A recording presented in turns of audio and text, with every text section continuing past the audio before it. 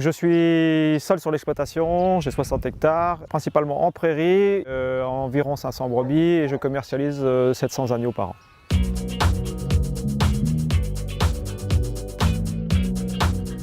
Le marché demande de l'agneau au 4e trimestre et donc je me suis adapté pour répondre à cette demande. Je fais des luttes retardées pour valoriser plus l'herbe et ce qui me permet d'être plus autonome.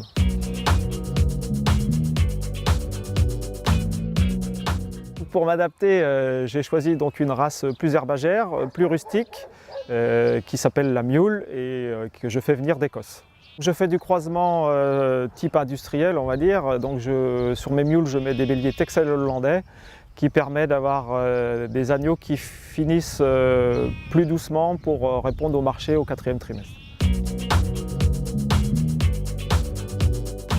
J'étais à peu près à 50-50 en agnellage d'automne et hiver et en agnellage de printemps. Donc les agnellages d'automne sur éponge et les agnelages de printemps lutte naturelle retardée. Et je pose de moins en moins d'éponges et de plus en plus de lutte retardée. Les lots qui étaient épongés partent naturellement à la réforme, donc diminuent. Et comme j'achète mes agnelles au mois de septembre, elles vont systématiquement en lutte retardée. Le fait de grouper les agnellages au printemps fait qu'au sevrage, j'ai des lots importants d'agneaux. Donc en place dans le bâtiment, puisque les agneaux sont engraissés en bâtiment, il me faut plus de place, donc je construis un nouveau bâtiment. La contrainte aussi, c'est que pour les agnellages, ça fait des gros lots, donc une pointe de travail importante.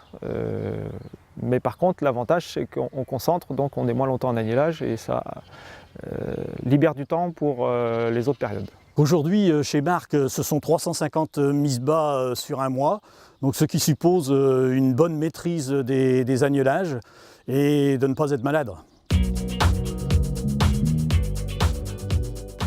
Sur 60 hectares, 25 hectares sont des prairies temporaires qui sont refaites environ tous les 5 ans. Je fais un blé entre les deux et donc mes mélanges de prairies sont du raigré anglais, du dactyle, du trèfle, du lotier. Et je mets aussi des colzas fourragés qui permettent d'avoir un premier pâturage à l'automne, l'année du semis. Les brebis sont très peu en bâtiment, elles sortent début février sur les coteaux car elles sont plus précoces et plus portantes. Je fais un déprimage et ensuite les brebis vont sur les prairies temporaires. Une fois que le déprimage des prairies temporaires a eu lieu, je retourne sur les coteaux et ensuite je tourne selon la pousse de l'herbe. Mes rotations d'animaux sont ensuite faites au pilotage à vue, en fonction des stocks sur pied, de la météo et des lots de brebis et de mes parcelles disponibles. À partir du mois de juin, j'ai la possibilité d'irriguer, donc mes prairies temporaires, soit à peu près 25 hectares, sont irriguées pour prolonger le pâturage de mes lots de brebis avec agneaux. Et ensuite, les prairies inondables qui ont été fauchées pour le foin servent pour le pâturage. Ensuite, à l'automne, dès les premières pluies et les premières pousses de l'herbe, les brebis retournent en rotation dans les coteaux, dans les prairies inondables et dans les prairies temporaires. Et ce, jusqu'au minimum fin décembre, voire plus selon les années. Le point de fragilité du système reste l'été et donc grâce à l'irrigation, Marc a une bonne sécurité sur son exploitation.